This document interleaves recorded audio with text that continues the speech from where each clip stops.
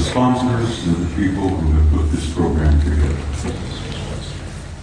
I've been involved in speaking publicly all over the planet and all over the United States. I've been at conferences here, I've been at conferences there, and I know how terribly difficult it can be to put a program like this together. And I have to say, I have tremendous respect and admiration for the people who've done this. Most of all, I respect their courage for dealing with a subject like this, where most of the elite leadership and the power groups of the world want this subject to go away. And these courageous young men who have put this together are brave, and they deserve my respect and your admiration. And I want to say I thank you because I know what you've been through.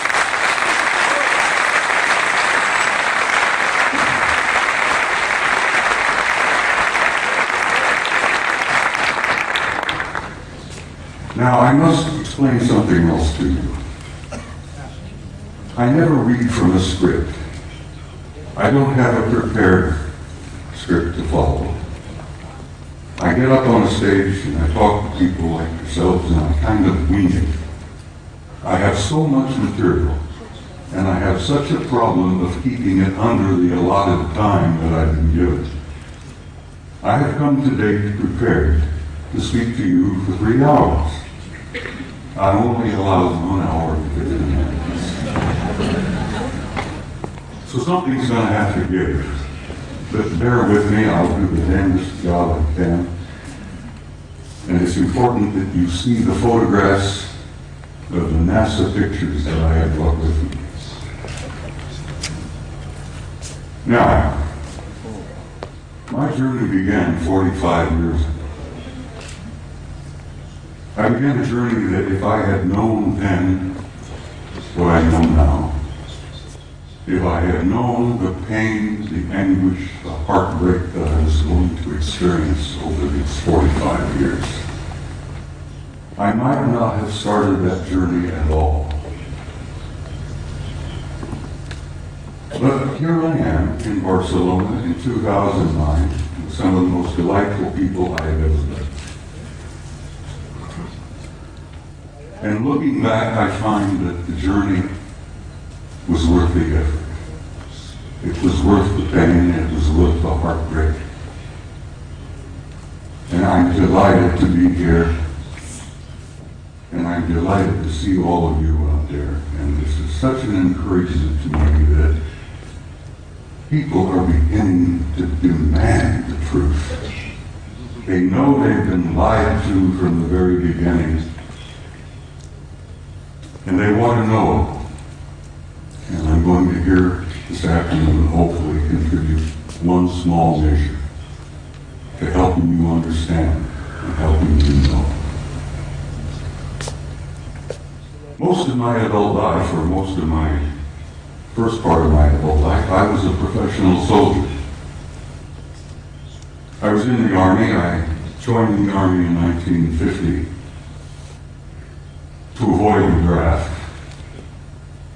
Ended up going to Officers Candidate School, and so help me God, while I was going to OCS at Fort Riley, Kansas, the North Koreans invaded South Korea, and the next thing I know, I'm on the front lines of Korea being shot at by a bunch of pissed off Chinese and North Koreans who tried to kill me.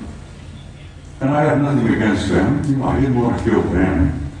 Here I am, 1951, leading combat troops in Korea in one of the bloodiest wars we've ever had. And the rest, I guess you could say, is history. I led combat troops in Korea in 1951. I spent 27 years on active duty, and I also was involved in the war in Southeast Asia in 1970. Where I was part of an organization that gathered intelligence in the jungles of Southeast Asia, South Vietnam, Laos, Cambodia. And let me tell you, some of those years were rather harrowing. The most harrowing experience I was to have was when I was assigned to Paris, France in 1963 to what we considered in those days a plush assignment, a plum assignment. I was able to go to Paris, France, take my family with me, and my children went to high school in Paris. And as I said, it was a plum assignment. I had no idea what I was to find when I got there. When I arrived in the summer of 1963, I arrived with a top secret clearance. When I arrived at Supreme Headquarters Allied Powers in Europe, which was located at that time in a small town known as Roquencourt, right outside of Paris, my security clearance was upgraded to Cosmic Top Secret, which was then and still is today the highest level of security classification that NATO has. I had to have a Cosmic Top Secret clearance to work in SHOC, Supreme Headquarters Operations Center, the War Room. I was a senior master sergeant at the time, and when I was assigned in SHOC, I was given the job of maintaining the duty roster. We worked on a 24-hour basis, day after day after day. And I was given the job of running the duty rosters, and I worked in SHOC. And back in those days, let me tell you, the war rooms were somewhat primitive. You've seen pictures today, I'm sure, of the control centers of most major installations like SAC in Colorado Springs. Everything is electronic. Everything is demonstrated on the wall, extensions just like this beautiful stuff here. Back in those days, we had teletype, we had field telephones, and if we wanted something on the display, we had to go up and take a pin and put it on the wall and show the controllers where this division was, where that Soviet regiment was, and so on and so on. Very primitive. When I arrived in the summer of 1963, I heard rumors about a study that was underway. Now, it interested me because the study was about UFOs. And I was intrigued by that possibility. I was curious about UFOs, had no idea then what they were, what they represented. But we used to discuss this in SHOC, in the war room. The study was underway. What was it about? What happened? Well, it appears that on the morning of the 2nd of February, 1961, World War III almost began. And it was involved in the flyover of large numbers of circular metallic craft, flying in formations, very obviously under intelligent control.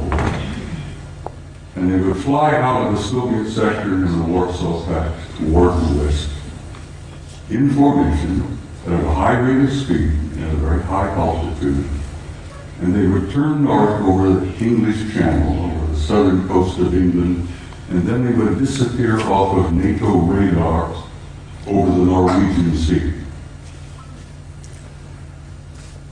On that morning of 2nd February 1961, World War III almost began. The Soviets went on red alert. The NATO forces went on red alert. Everybody was, fingers on their triggers, thumbs poised above those red buttons. And World War III was just moments away. Within 20 minutes, it was all over. The objects flew, turned north, disappeared off radar. It was all over. After this event occurred, a British Air Marshal by the name of Sir Thomas Pike, who was a Deputy Supreme Allied Commander in Europe at that time. He was the deputy to my boss, General Lyman Lendisser, an American four-star general who was known as SACEUR, Supreme Allied Commander in Europe. Air Marshal Pike says, "I've had enough of this. These objects have been showing up regularly from time to time. As I said, they almost triggered a war." Air Marshal Pike said, "We're going to have to come to terms and find out what the hell's going on here. I want to know. So he began a study. He initiated a study in SHAPE headquarters that was to last 3 years. They published it and they issued it in the summer of 1964 while I was there working in the war room. They titled it An Assessment, an evaluation of a possible military threat to Allied forces in Europe.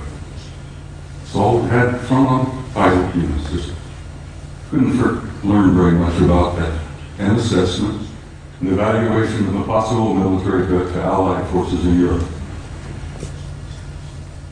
I was working in the war room one early morning around 2 or 3 o'clock, and as I jokingly used to refer to it, the coffee was too black to drink. We read all the newspapers, magazines. Many of you have heard military life is about 99% boredom, broken up with 1% of sheer terror. And that's the way it used to be, and that's the way it probably is used today. I'm sitting there nodding off, and this American Air Force full colonel looked at me and he says, "Wake up." He went over to the vault. The vault, the shop, was a walk-in safe. We opened the door and walked in, and we kept classified documents in there. The colonel went over to the file and pulled out this document and threw it on my desk, and he says, "Read that, that'll wake you up." Ladies and gentlemen, my life changed. I opened the first page and I couldn't put it down. I read it and read it and read it, and I read it every time I was on duty in the war room. I was shocked, I was stunned by the implications of what I read in that study. And as I said, my life has never been ever quite the same. The study, briefly, and I have to briefly lay this out. I could talk for 2 hours about this, but the study simply concluded this. Is there a threat to Allied forces in Europe? Apparently not. They concluded that the planet Earth and the human race had been under some kind of survey or observation going on for hundreds, if not thousands of years. They concluded in 1964 that there were at least 4 different groups coming here, observing us, surveying us, analyzing us, closely watching us, what we were up to, what we were doing. They concluded that there did not appear to be a military threat involved because the repeated demonstrations of incredibly advanced technology demonstrated to us that if they had been hostile or malevolent, there was absolutely nothing we could do. If they were evil in their intent and they were hostile toward us, it would have been over a long time ago. So, the conclusion was there were 4 different groups involved. They had been coming here for a very, very long time. Apparently, they were not malevolent or hostile. The question was, what the hell are they doing here? Why are they here? And why are they interested in us? Well, they did not know in 1964 what their agenda or their motives were. And I will tell you honestly and frankly that even today, our authorities, our senior military, our national security people still don't totally grasp what their motives are, what their agendas are. Well, this study in 1964 was simply a beginning for me. As I said, I was never quite be the same again. As I jokingly say, I used to be a normal human being. And after I read that study and launched on my 45 years of research, I lost all aspects of normality. I will be frank and tell you that Over the years of my study and the material that I've learned and gathered has brought about in me a complete destruction of my old world view, my old world paradigm, the world view that I held since I was a kid, growing up. Everything made sense, I knew why we were here, where we were going, what was taking place. After I spent 45 years on this, it all collapsed around my knees.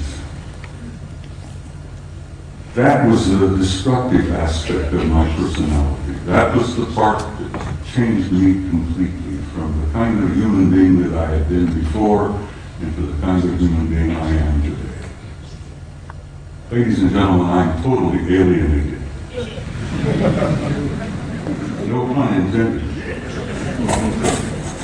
I've said in a couple of interviews and briefings and such, I have had, for many, many years, a love-hate relationship with the human race.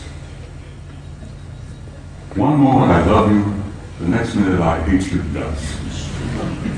One minute I adore you for your potential and the beauty of your music and your literature and your art, and the next minute I'm saying, to hell with all of you, blow them up, let them blow themselves up, clean the planet off, get rid of them. It's part of the struggle of having lost your old worldview when your old paradigm collapses around your knees. So the man standing in front of you here today is literally a human wreck as compared to what I used to be. But I feel pretty good about it. I lost all my old illusions. I opened my eyes and I saw the future. And I'm very happy about what I've seen.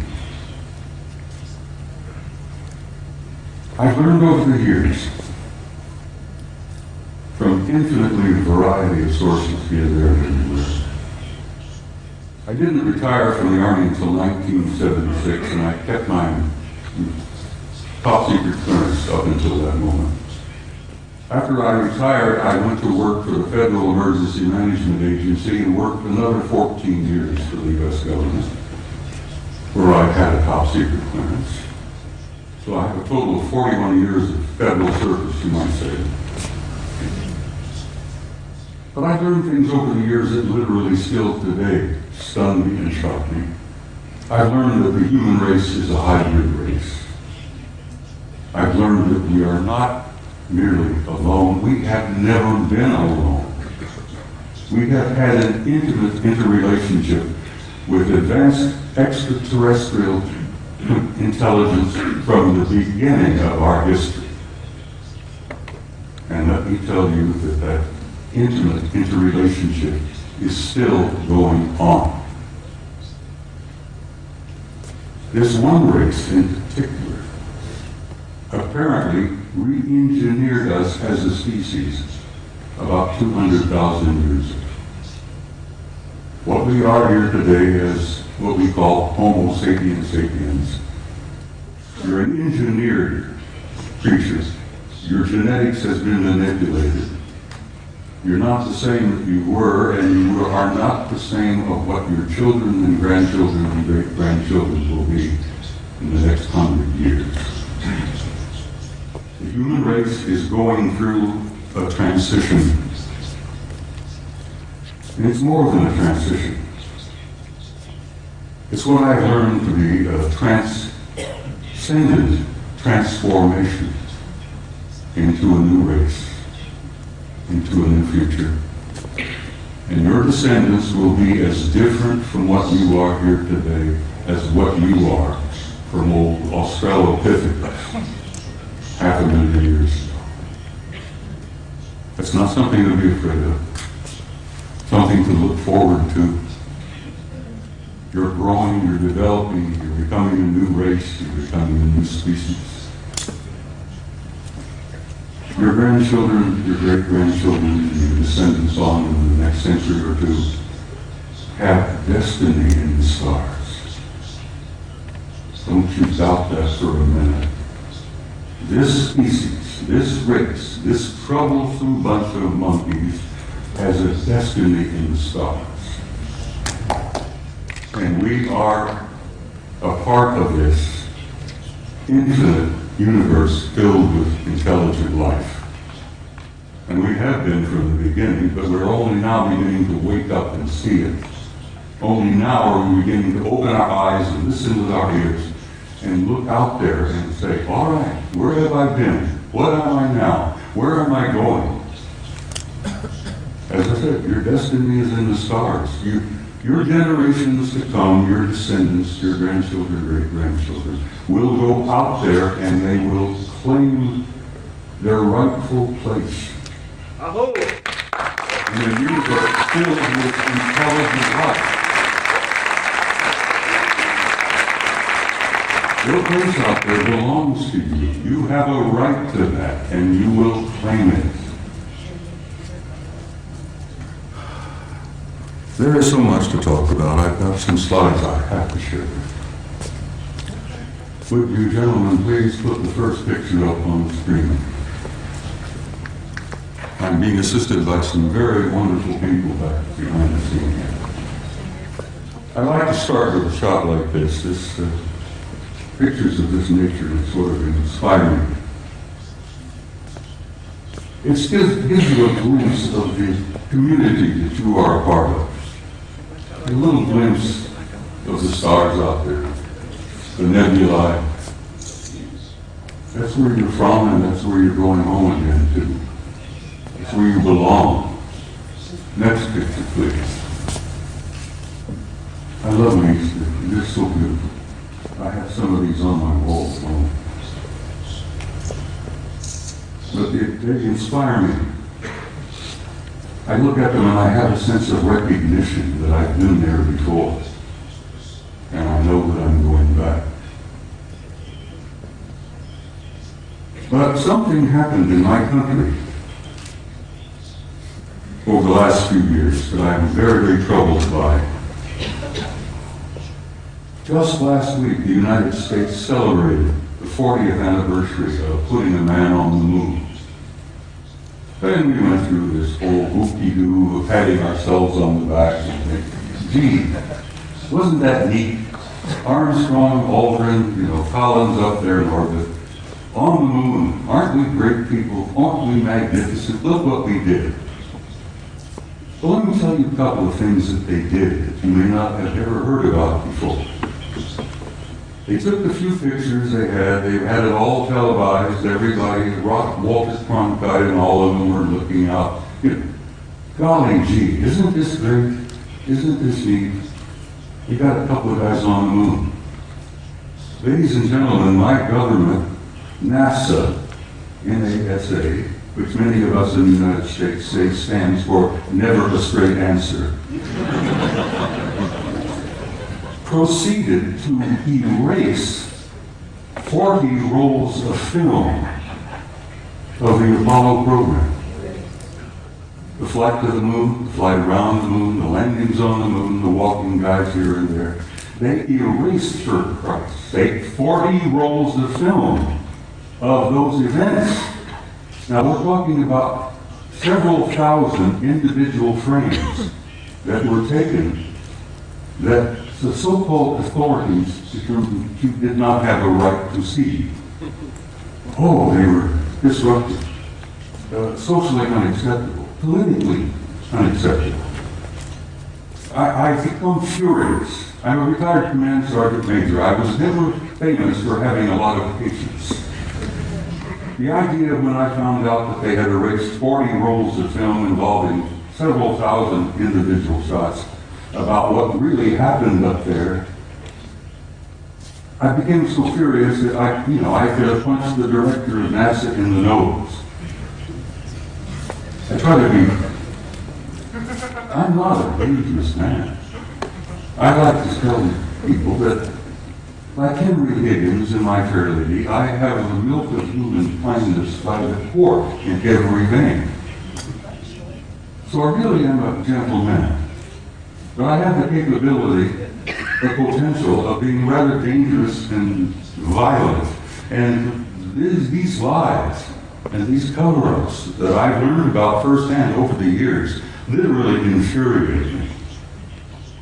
And I hope it infuriates you, because these authorities, these nitwits in high positions of power, who are proceeding to spend all the money that the American people make for their own use, for their own private programs, and then lie through their teeth about what the truth really is. Well, thanks to the idea that there were a few employees in NASA 40 years ago, even today, there are some good people working there, decent people, honest people. I have some film that they preserved that was not destroyed. So I'm going to put up the next picture for you.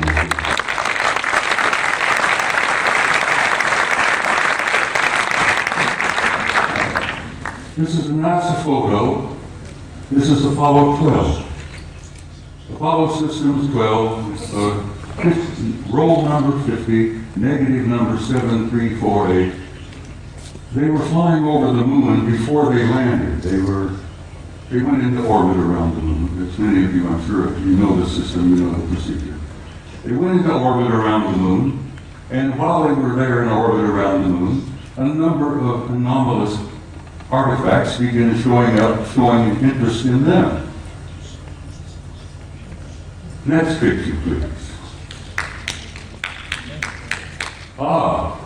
This picture was taken by Neil Armstrong while they're looking out of a window of their little craft. This object flew by. There's the moon in the background, of course. There's this object that flew by the window of that little craft that they were riding in. Neil took the Hasselblad camera that he had, put it up the window, and snapped this picture. Next picture, please. NASA Apollo 12. Roll 51, negative number 8653, something like that. Now this is a good-sized object. This is several hundred feet in diameter that came up next to the lander, flew along beside them for a time. The guys in the Apollo crafts put their camera to the window and snapped the thing, and I've always jokingly said there were guys inside of this taking pictures of the NASA. We were photographing them, they were photographing us. Next picture, please. Photo NASA Apollo Systems number 14, Apollo 14. Roll 70, negative, what is it, 9837, I think, or 8827. This is the Landsberg crater on the moon. The guys in orbit above the moon were particularly fascinated by Landsberg. They had been given a special assignment to take pictures of Landsberg because the crater, which they designated as Landsberg, had things going on in the crater that were very anomalous. There was construction going on.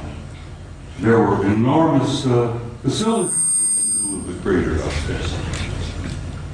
So they were specifically designated and assigned to photograph Landsberg to see if they could figure out what the hell's going on down there in the crater on Landsberg.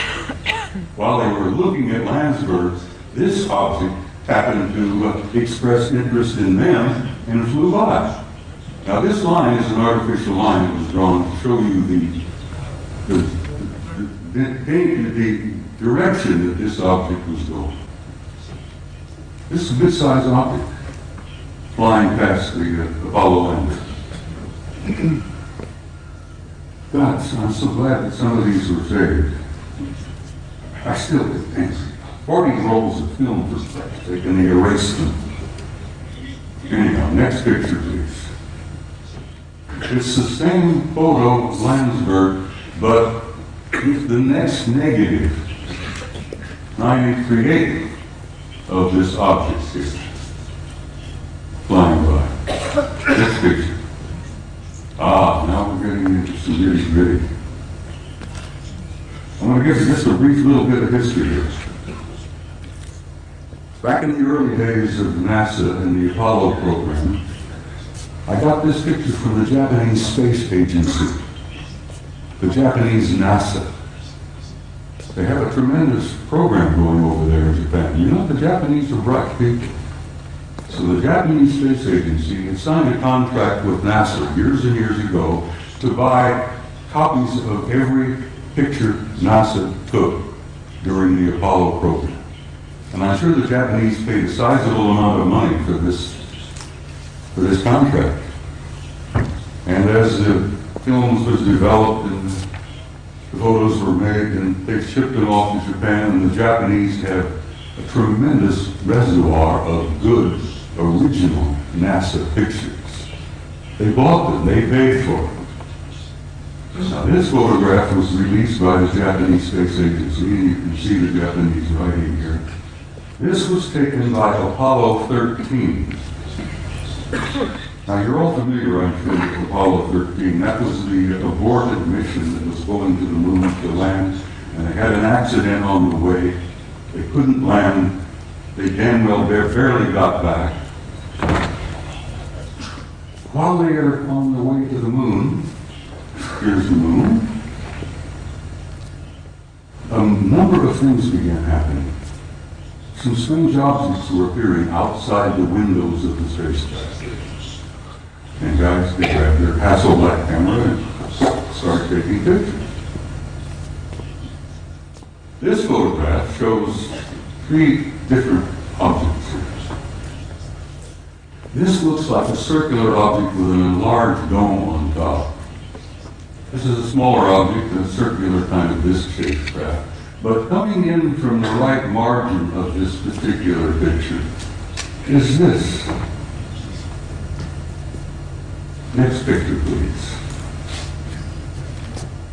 Here we are. This is a blow-up of the positive in the photograph. And here is a blow-up of the negative of this object here. Ladies and gentlemen, this particular object is 5 miles long. I'm tempted to use the term big mother. No pun intended, but it appears to be a mothership. It's gigantic. 5 miles long. And here these NASA guys are up there in this little cramped Apollo capsule, and they look out their window and they see something that's 5 miles long. It shakes them up a little bit. When they got back to NASA with these pictures, it shook them up a hell of a lot. Next picture, please. This is the next sequence. Here, this large mother has moved into the middle of the frame, and something else has shown up over here, which has been estimated to be 2 miles long. But this really upset the guys. I've never been able to find out which one of the 3 Apollo members of the Apollo 13 crew would admit to ever having taken these pictures. Because as you know, the Apollo astronauts were threatened with their lives. I kid you not, they were threatened seriously. They even threatened their families if they ever divulged any of the information that they knew. Next photo, please. Now, here we are. Here's the big mother. Here's the other one, 2 miles long. Here's a picture of the positive. This is the negative. This mother is 5 miles long. Up here you see what appears to be 2 circular objects either arriving or departing from that particular big ship. I can almost understand why the authorities in NASA, why the authorities in the space program didn't want this information to come out. They were frightened. They were stunned. They couldn't deal with it themselves, and they figured if they couldn't handle it, you couldn't handle it. There would be social disruption, I believe is one of the terms they used. They would disturb the body politic, I believe the term they used. So they clamped the lid down on this, and it's still down. And it's going to stay down, I'm afraid, for some time yet. Until people like yourselves and people like me and the rest of them here on the stage, by pushing and prodding and chipping away at this lie and this secrecy, we will succeed. And don't you doubt that for a minute.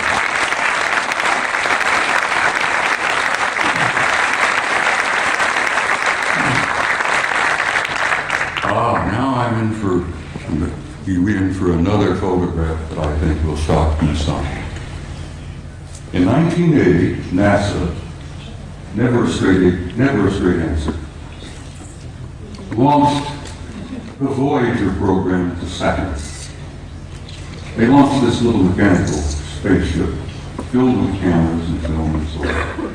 Wanted to go to Saturn because something had been going on in the rings of Saturn, around the moons of Saturn, that didn't make a lot of sense. Some anomalous events were taking place in Saturn, near Saturn, at Saturn. So they launched the Voyager in 1980. The pictures they got back from Voyager was so stunning and so shocking that they just locked them up in the safe. Fortunately, I met and developed a friendship with a retired NASA scientist by the name of Norman Bergman. Norman Bergman worked for NASA for about 30 years. He was a technician, a scientist on the Voyager program to Saturn in 1980. Norman decided, after waiting a number of years, for NASA and the authorities to be candid and honest and forthright and tell us what they really found up at Saturn. And Norman got so frustrated he wrote a book. I couldn't get it published in the United States. No American publishing house would even touch it. Norman Bergman had to go to Scotland, for God's sake, to Aberdeen to get his book published. And he did publish it. He did succeed. He got his book. It's a piece of genius. It's a beautiful piece of work. And the things that they photographed near Saturn appeared in print for the first time. This is the A-ring of Saturn. And you're all familiar with what Saturn looks like. It's a beautiful planet. It's giant. It's a paper. But it's got rings all around it. Well, this is the A-ring, and here is an object that is self-luminous, obviously artificial, larger than our moon, that seems to be moving all around throughout the rings of Saturn among the moons of Saturn. And Saturn's got a couple of dozen moons. This object here, as I said, larger than our moon, moving all around, apparently under intelligent control in the rings of Saturn. Now, try for a moment, if you can, to imagine a kind of a technology that is capable of constructing something larger than our moon, that's artificial, that moves around wherever it wishes to go, that's probably got several thousand guys inside. That is shocking to some people. Next picture, please. This is the piece de resistance, I guess, is the French thing. Here you have another self-luminous, artificially constructed object, circular in shape, larger than our moon, that is also moving here, there, and everywhere throughout the rings of Saturn and among the moons of Saturn. You know, there's got to be intelligence at work. But this is the one that really blew the NASA people on the Voyager program out of the water. This object, this is an object, guys, is 2,000 miles long. It's 400 miles in diameter. And it's an artificially constructed, Norman calls them an electromagnetic vehicle. He says they appear to be making the rings. This is one of the rings of Saturn. I think this is a B ring. Bergman says he thought they were probably making the rings. I said, Norman, you ever consider the possibility they may be mining the rings? Because I think the rings are probably rich in nutrients, minerals probably. And an incredibly advanced civilization, I think, would work out some system of mining those rings for all the minerals that are out there and utilizing them. Because space is filled with wealth, energies of all kinds. They never have to dig another hole in the ground like we do down here. Space is filled with energy. This is 2,000 miles long, and here on this end there seems to be something like an exhaust or a flare of energy of some kind. It's probably a result of engines of some type inside this thing. But whatever it's doing, it's there, and it's a recognition and a representation of an advanced intelligence. And that's one of the things they don't want you to know, that we are confronting and relating with an intelligence that's so far beyond our own. We're looking at and talking about what's known as a Type 2 civilization. Now, for your own interest, I suspect most of you suspect this, that you are all members of the 0-0 type civilization. Beyond us, hopefully in a century or two, we might become a Type 1. But this is a representation of the Type 2 civilization.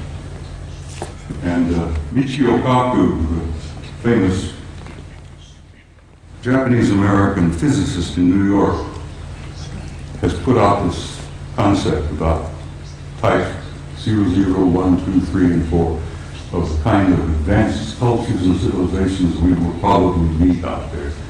Well, in probably meet out there, we've already met them. They're here. They're in our midst. So, I think I brought about 15 or 20 of these pictures, but I simply had no time. I don't have the time to show them all. But I've shown a few here, and I think I've piqued your curiosity. And I think most of you are pretty bright people, and you know you've been conned. You know you've been lied to. You're not fools. And I think you know who you are and why you're here and where you're going.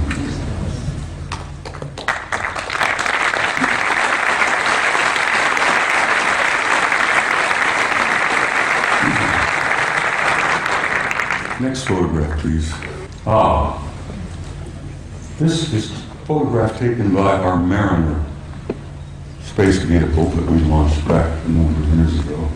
This is a picture of a facility on the surface of Mars. Now, this facility is located on the equator, and it's on the surface. And those of us who studied it, we discuss it with each other, call it the airport. And I said, this is the parking lot. This is the administration building here. This is the main terminal here. And I imagine it's a pretty busy facility, you know, ships coming and going. But it's not an airport, it's very likely a spaceport. It's on the surface and it's on the equator of Mars. And if you're ever interested in launching a vehicle from a planet, you put it on the equator and you take advantage of the rotation of the planet to assist in the launching of your vehicle. You can take the momentum of the movement of the planet and it helps you get the thing off the ground. So it's exactly on the equator, it's on the surface, and it's massive in size. So maybe that is a parking lot, I don't know. Maybe that's the admin building, but there's something going on Mars. And I've been going back and forth with Richard Hoagley now for years, where Richard, who I know most of you are aware of, is convinced that Mars is covered with ruins. Well, it is. But it's not just ruins. There are things going on that planet. On the surface, under the surface, continuously. Next picture, please. This was published in a German magazine, but this is a Soviet photo. This is from their Phobos 2 spacecraft. This is a city under the surface of Mars that is the size of Chicago. Chicago is one of our biggest cities. Several million people live in Chicago. This is under the surface. You can see the city block. Breakdown here, portions of the neighborhoods, whatever it is. But it's generating an enormous amount of heat. And they picked this up on the infrared when Phobos is going around the planet and snapping pictures like crazy. And the Soviets were pretty open about releasing some of their photos, contrary to the United States, where lying has become a fine art. Don't get me started on my politicians. Phobos 2, city on Mars, under the surface. You can see the streets, Broadway, First Avenue, whatever. People have said, well, who is there? And I says, for God's sake, it's the Martians who are there. What a silly question to ask. Who's there? That's what it is. Now, I love this picture. I'm in love with this lady. Your ancestors and mine called her Gaia. She was feminine. She was a goddess. She was sacred. This beautiful lady has a respiratory system. She has a circulatory system. And she has a heart. And she's our source of life on this planet. We needed her. We need her now. We wouldn't be here if it were not for her. We talk about holy lands, Mecca, Jerusalem, here, there, everywhere. That is the Holy Land, people. It's that beloved planet that we are home.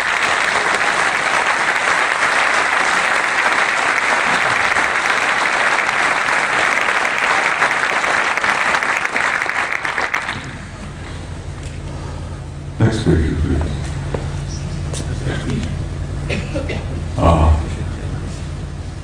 I spoke to you earlier about the fact that your grandchildren and your great-grandchildren and so on, the generations yet to come, have a destiny in the stars.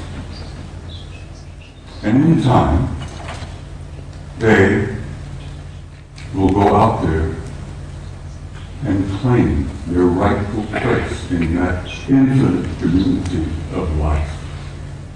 And you can believe that, and you can accept that with an assurance and a truth that goes beyond doubt. The destiny of this species and this race, this troublesome clan of monkeys, is in the stars. And there is your destiny. And I want you to understand that and have some hope. And don't get depressed. Because you're going to be undergoing some very difficult times in the few years yet ahead. We're going through this transition, this transformation, this transcendent transformation into another species, into another race. And if you remember your own adolescence, it was a painful time. The species, the race, is going through adolescence. But we're not alone. We're being helped. We have family out there that's helping us. And they've been helping us for a long time. They've been trying to encourage us and nourish us and try to point the right direction for us to go. Because we are troublesome adolescent children. And we are going through that transformation. But my point is that there is no doubt about the inevitable destiny and truth of the human race. Now I want to quote something from you, if you'll bear with me here. One of my favorite authors, poets, was a man I've admired for years, Count Leo Tolstoy. Tolstoy said that there is something in the human spirit that will survive and will prevail. That will survive and prevail, and that there is a tiny and brilliant light burning brightly in the heart of man that will not go out no matter how dark the world becomes. And then in the years ahead, when things are difficult, the economic problems take place, there will still be disruptions, fear. Oh, sadly enough, I'm afraid there will still be blood in the streets, here, there, and everywhere. This coming out of adolescence is not an easy process. But then, what do you do when you reach beyond adolescence? You reach adulthood. You grow up. And we're growing up.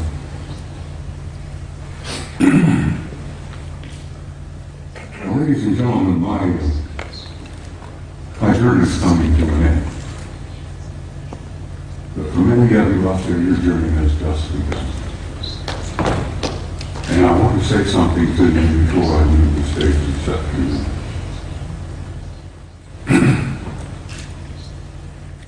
No matter how dark the world becomes, you have to keep sure, as Tolstoy said, there is a spark, there is a flame burning in your heart that will never go out, no matter how dark the world becomes. And as my journey is coming to a close, and some of you, your journey is just beginning, I wanted to say to you, in a term that I think is absolutely appropriate, you Spaniards have got some beautiful terms in the words. Vaya con Dios.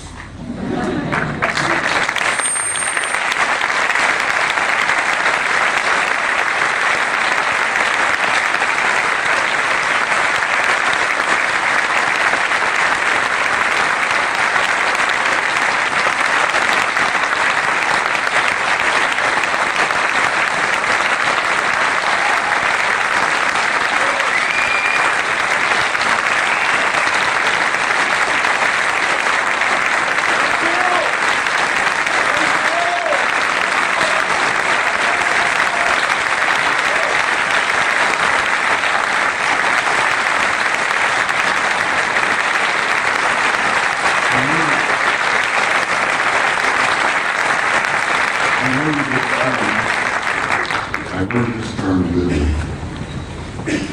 I've never been to Spain before. Italy is one of my places that one of my favorite places. I love it. Now I'm learning to love the Spaniards. In Italian, I learned to say this, and I will say it to you. And I understand you know the meaning, but it's very small. In closing, I want to say to you all, Ti amo.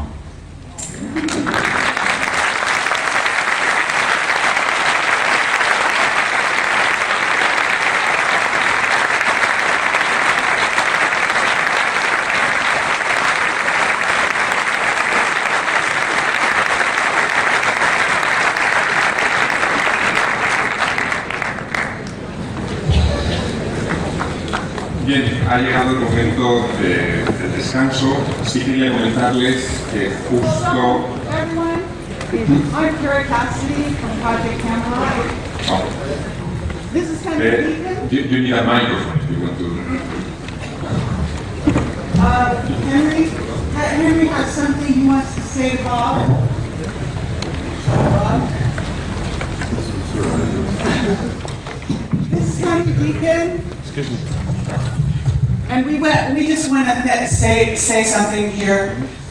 This is Henry Deacon from Project Camelot, for those of you who are familiar with our website. And he's here today, and he's here at the conference. He has something he'd like to say, Bob, about Mars. About Mars. I don't have any words, but Bob has expressed everything that I would have said. I can confirm it because I've been working in top secret for 30 years, and above top secret. We've shared a common background, but I just met him recently here. And I can only say that, yes, there's life on Mars, there are bases on Mars. I've been there. And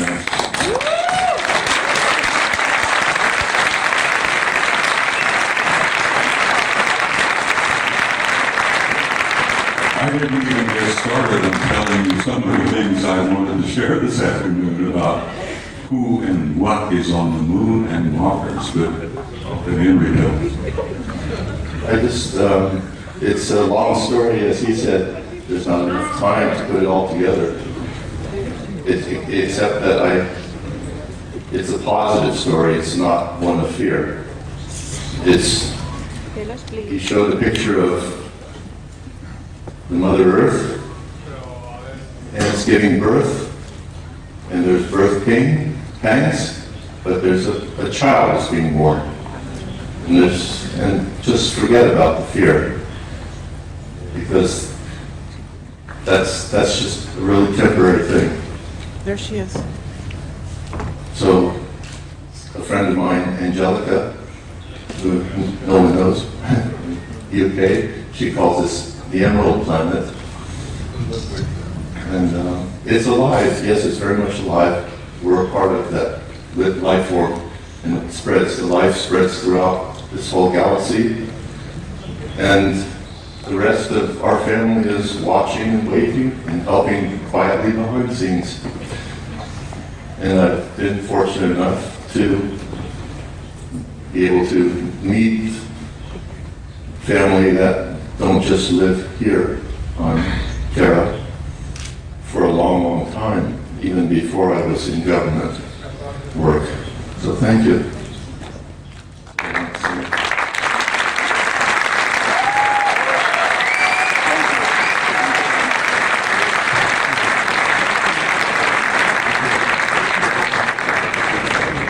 Ladies and There's gentlemen, no, am I still broadcasting? Henry Deacon, for those of you who don't know.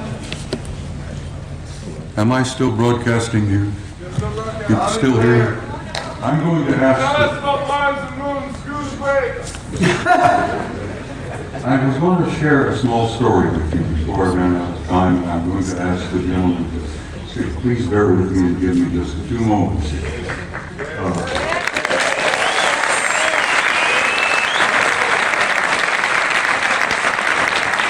This is what I attended my son's retirement ceremony in Washington, D.C. in November. My boy retired in November in Washington as a full captain of the United States Navy after 30 years of service. And while I was at this retirement party, the room was filled with admirals and generals, and retired commanders and captains and so on. And we all had something cool in our hands, and we were all moving around among each other, aiming and relaxed, you know.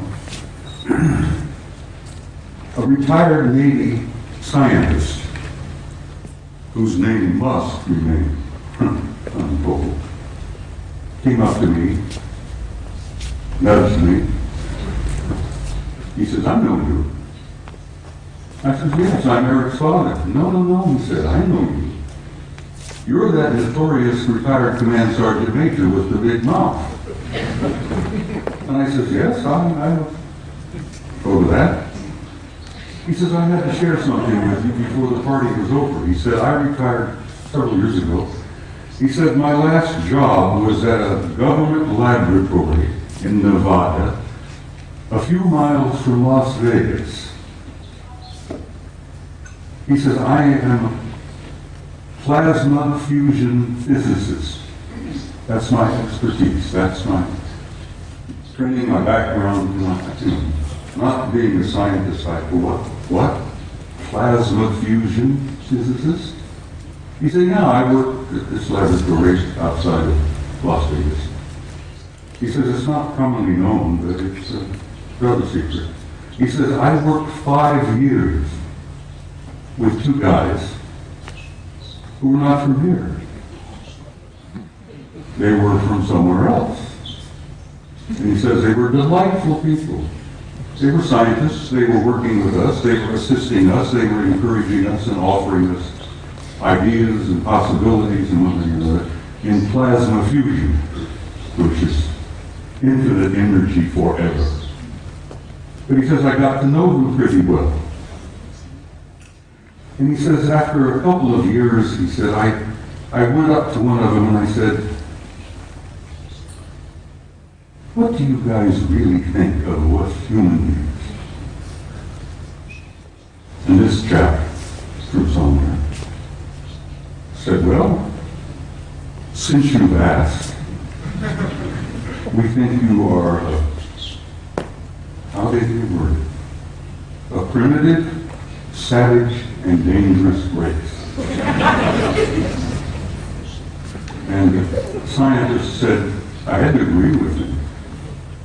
We are. We're a primitive, savage, and dangerous race at the moment. The other chap was standing there, who had been listening in. He was also from somewhere. Said, you also smell bad.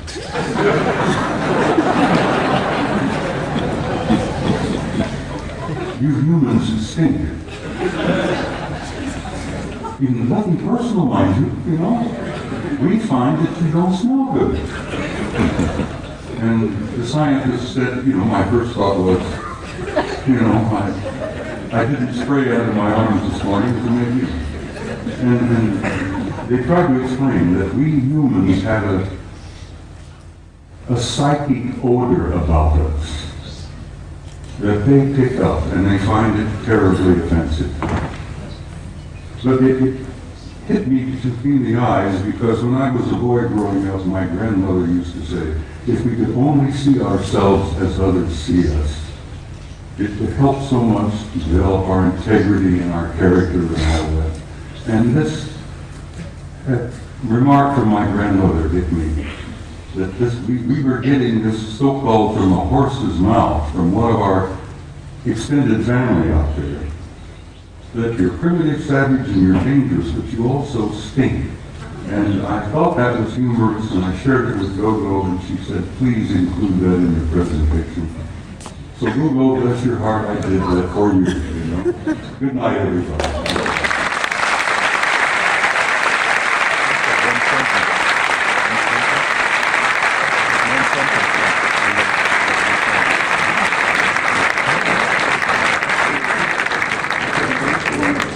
One sentence. It relates directly to what Bob has said. If you want contact, raise your spirit high. And that's what they want. Because they don't want to mix with you with your savage beasts. It's that simple. Just relax and be happy and work with each other. It's a very simple message. Thank you, Henry. Thank you.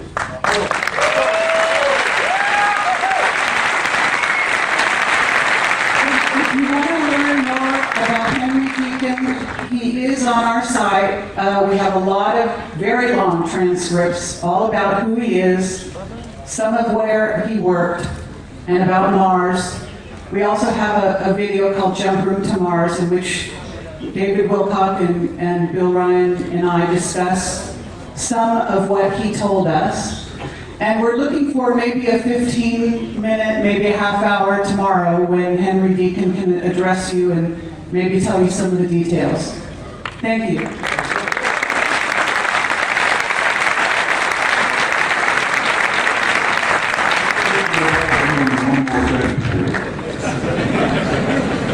I must add this.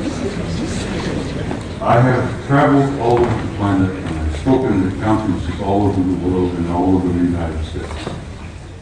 I have never been to a conference of this nature without there being at least one and generally two of the others in the audience. And I want you all to think about that and look around you and know that in your midst, I jokingly refer to it, you have good friends in high places and they're in your midst. And I learned over the years to recognize it. It's your family. Exactly, it's your family. But like Ingo Swan, I've developed the intuitive ability to spot them and recognize them. And now I have them coming up to me in conferences, introducing themselves to me. And there are no limits, guys, no limits. Life is infinite and forever. And God bless all of you. And I will say good night.